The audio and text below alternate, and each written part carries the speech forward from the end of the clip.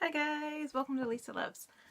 Today I am going to do a Michael Myers tag.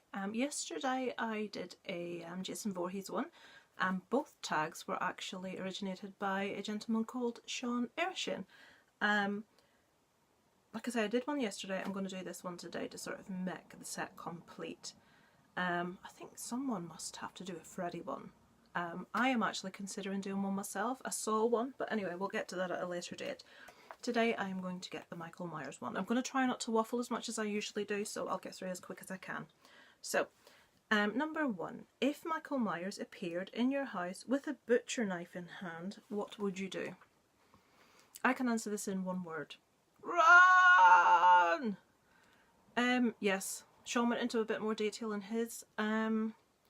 Obviously your first thing is make sure your kid's out, make sure your husband's out, and run like bejesus. Run like there is no tomorrow. Right, so yeah, run quickly. No bravery here, no attempt to fight here. He is a big ass dude. I'm running as fast as my legs will carry me. Number 2. What was your favourite acting performance of Michael in the franchise? Right, this one is quite easy for me. This one's going to go to Nick Castle. To me, Nick Castle just epitomises Michael Myers. There's another 2 guys which I quite like also. I've written their names down so I don't mess up. Dick Warlock and Brad Lorry. I quite like those as well, but Nick Castle, 100% for me. I also have to add, when it comes to the masks, the Michael mask has changed quite a bit. I much prefer, of all the masks, my favourite mask is in the original 1978 movie. That one is just the scariest for me. Number 3. What was your favourite Michael Myers kill? I've written MM down to abbreviate, and when I say MM I want to say Marilyn Manson. That's what that was about. What was your favourite Marilyn Manson? Michael Myers kill in the Halloween franchise? Right. There were many answers floating about my cranium for this. I've only managed to get it down to 2. I cannot get it down to 1. You'll see why I've picked them. I've picked them for different reasons. I'm really struggling between, in the first one, Nick Castle in Halloween 1, the first time he does that tilt where he like looks, it's where he is stabbing, is it Scott? No, it's Bob. Scott's the other one. In the kitchen, up against the door, and he like lifts him off his feet and stabs him through the chest. And you see his feet relax. It's not the kill as such, it's the way Michael Myers stands back and does this. And it's, to my knowledge, the first time we see the head tilt. And it's sort of the way he's framed in the door with the light coming behind him. I just love that scene. The cinematography, and that's just, I love it. The other one is more for the effect, the grossness, oh, I hate this one. I hate this one, I love this one, because it really made me cringe. I am going with, and I'm making sure I've got the movie right, I'm going with, and I apologise for any purists out there, I am going for Rob Zombie's Halloween 2, 2009 one, and it's the scene where there's the crash due to a cow, and the driver is killed, and the passenger, who this time is called Scott, Michael Myers kills him with a shard of glass by cutting his head off.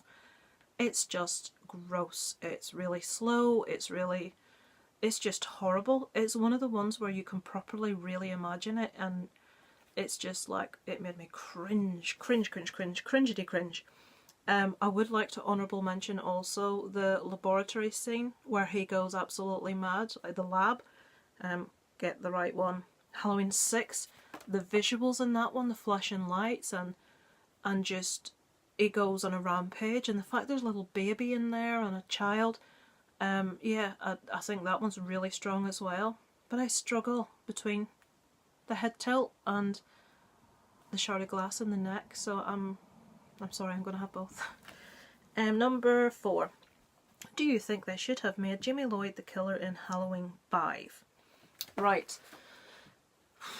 I would have preferred them not to introduce someone else in that capacity. I would prefer that was the case. Obviously there's an inference that there's a telepathic link between her and Michael. If they had to do anything, I would have liked them to possibly do, like you don't know which one's doing the killing. She could kill influenced by him, but I would not like to see her completely take over like they did with Friday the 13th, where they had someone else completely, like Roy, completely take over all the killing and become Michael Myers. I wouldn't want to see that. I prefer them keeping the real guy as the real guy. Yeah, it might have added an interesting little twist if they had her more go to the dark side, but I'll say no. Number 5.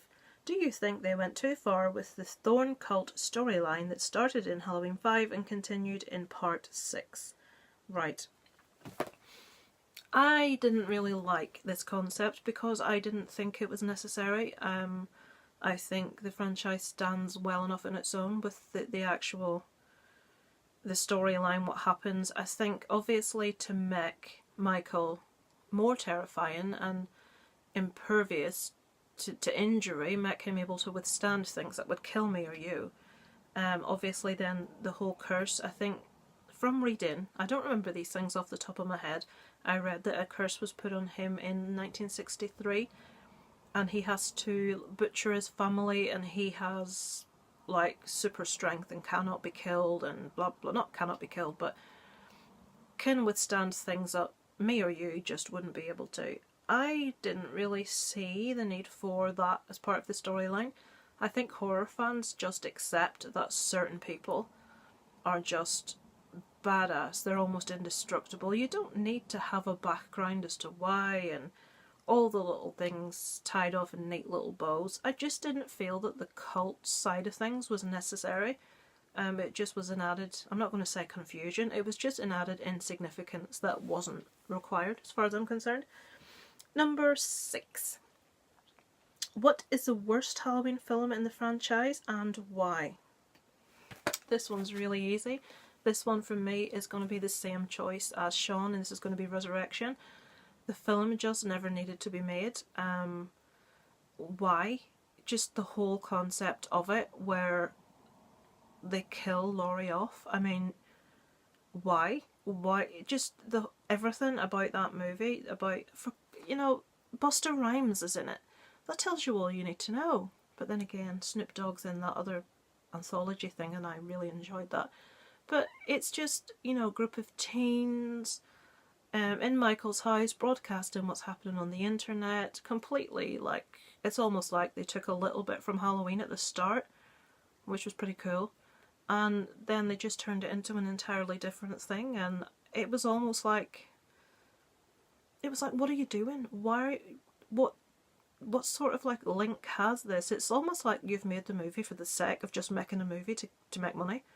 It just, for the fans of the franchise and fans of Michael and the character, there was no payoff for us viewers. If anything, we left indignant and like, what the hell have you just done? So no, I hate it. I really do not like that movie. Resurrection, easily.